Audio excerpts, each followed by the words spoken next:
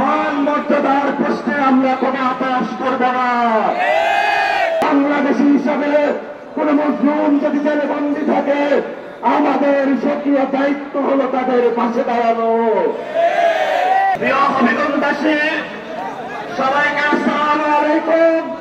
আশা করি আপনারা ভালো আছেন। 1 বছর আগে আপনারা এখানে রাজপথে রক্ত দিয়েছিলেন, রাজপথে আপনাদের অঙ্গহানি হয়েছে। আজকে হবিগঞ্জে আমরা একসাথ হয়েছি। এর মধ্য দিয়ে আমরা একটা নতুন বার্তা দিতে যাচ্ছি বাংলাদেশে। দক্ষিণ এশিয়াতে আপনারা জানেন আমরা চাই শান্তি। লোকজন বারবার জিজ্ঞাসা করে জাতীয় নাগরিক পার্টির আন্তর্জাতিক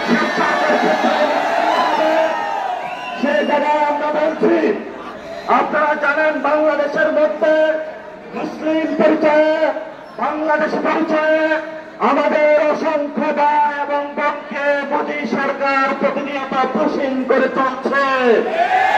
আমরা বাংলাদেশের পক্ষ থেকে আন্তর্জাতিক যারা বিভিন্ন স্টেক হোল্ডার রয়েছে তাদের প্রতিকার সাহায্য দিচ্ছে। বাংলাদেশ একটি স্বাধীন সার্বভৌম রাষ্ট্র। কোন প্রতিবেশী রাষ্ট্র যদি বাংলাদেশের স্বাধীনতা হস্তক্ষেপ করতে চায়, ইউএন সিকিউরিটি কাউন্সিল থেকে আন্তর্জাতিক যত মহল রয়েছে আমরা সকলের দৃষ্টি আকর্ষণ করছি। কোন স্বাধীন সার্বভৌমের উপরে জাহাজ যদি আপনারা করে থাকেন, তাহলে আমরা ছোট রাষ্ট্র হই, বড় রাষ্ট্র হই, মান মর্যাদার প্রশ্নে আমরা কোনো আপোষ করব না। আপনারা জানেন দক্ষিণ এশিয়ার শান্তি বিনষ্টকারী হিন্দুত্ববাদী সংগঠন আরএসএস প্রতিনিয়ত বাংলাদেশের উপরে হুমকি দিয়ে যাচ্ছে। আমাদের বাংলাদেশি ভাইদেরকে প্রতিনিয়ত বাংলাদেশে পোষণ করে যাচ্ছে।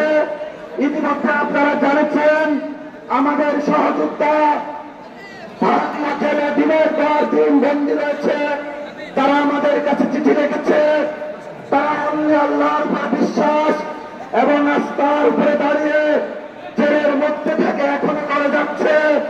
আমাদের সহযোদ্ধা ওমর খালিদ, আমাদের সহযোদ্ধা শারজিল ইমাম, যারা শাহিনবাগ আন্দোলনের কারণে মোদী সরকার তাদেরকে দীর্ঘদিন ধরে বন্দী করে রেখেছে। আজকে হবিগঞ্জের ময়দান থেকে আমরা বাংলাদেশের পক্ষ থেকে তাদের মুক্তি দাবি করছি। আমরা দক্ষিণ এশিয়াতে যত নিপীড়িত মজলুম জনতা আছে আপনারা জানেন, আমাদের ক্যাপ্টেন দক্ষিণ এশিয়ার ইমরান খানকে অবৈধভাবে জেলবন্দি করে রাখা হয়েছে।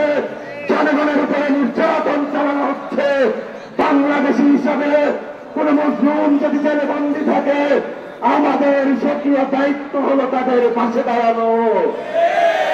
আপনারা জানেন গাজার বাইরে আজকে ক্ষুধার্তভাবে মৃত্যুর কাছাকাছি কাশ্মীরের জনতা তাদেরকে বন্দী করে রাখা হয়েছে। পৃথিবীর যেখানেই কোন মানুষ নিপীড়িত হোক, আমরা এনসিপির পক্ষ থেকে তাদের প্রতি সংহতি থাকবে। দক্ষিণ এশিয়ার শান্তি বিনষ্টকারী ভারতীয় সংগঠন থেকে শুরু করে অন্যান্য যেই দেশে যদি দক্ষিণ এশিয়ার শান্তি বিনষ্ট করতে চায়, আমরা সেগুলোর বিরোধিতা করি।